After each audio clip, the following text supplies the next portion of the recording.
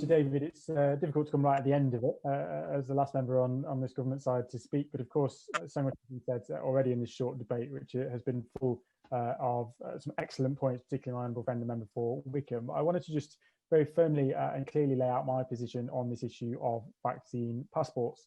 There are very different versions in the media of what this looks like. We've had what one might consider a vaccine passport for international travel for a long time, where if you want to visit Africa or South America, you have to prove you've had the relevant inoculations, most commonly probably malaria, but for other diseases too.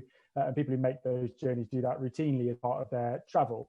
The key point for us, though, as colleagues have covered, is when it comes to those decisions, they're not something that the UK can unilaterally decide. We don't have the powers to tell other countries what to do about immunisations, including the COVID vaccine. If Guatemala want visitors to have vaccine, then that is up to Guatemala. So yeah, it does make sense, in my view, for the UK to have and adapt a system by which people can prove their vaccine status, if that's what they want to do. It's probably highly likely to be something that people will need if they want to travel extensively. It's largely up to other countries. So we'd be well advised to have something like that available for people to access, importantly, if they choose to do so.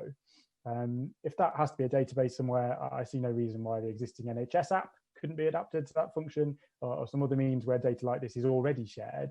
And I hope ministers will look at that before they try to reinvent the wheel. There's also, in my mind, no reason why this couldn't simply be done on paper rather than requiring all this data sharing and the minefield that comes with it. You already get a certificate or an email when you get your test result, which could be used as proof. On that note, I think it's worth saying that I don't, and I'm yet to find anyone else who has a problem with the idea of proving a negative test, at least in the short term. Obviously, we hope that all this goes away and we don't have to do it for long, but in the interest of getting events up and running, businesses up and running much faster, it might make sense for people to show that in order to attend a mass event like a football match or a concert. I think businesses would welcome that if it helps them get up and running faster, and that's something we could and should look at.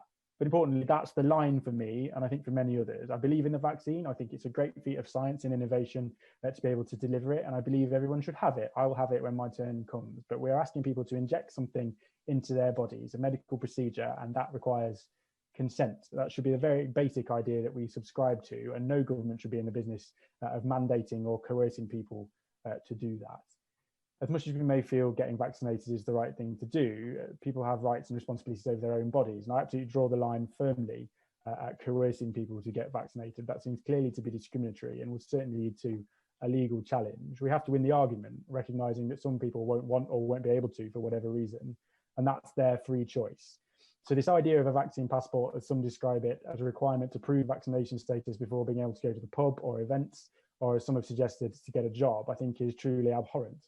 I think it would be coercion on a level that I've never seen in any democratic country, and not something I could ever support. The idea that any government, never mind a conservative one, would say no jab, no job, I think is entirely morally wrong. I assume, therefore, that there are no plans to do this. I hope that the minister will reaffirm this. I've been told by other ministers in the past that there are no plans. No matter how much I may personally believe that it's important and the right thing to take it, it would fundamentally impact on people's basic rights to require that vaccination status to be shown in our daily lives for our very basic rights, and be a huge backward step for our liberty and freedom.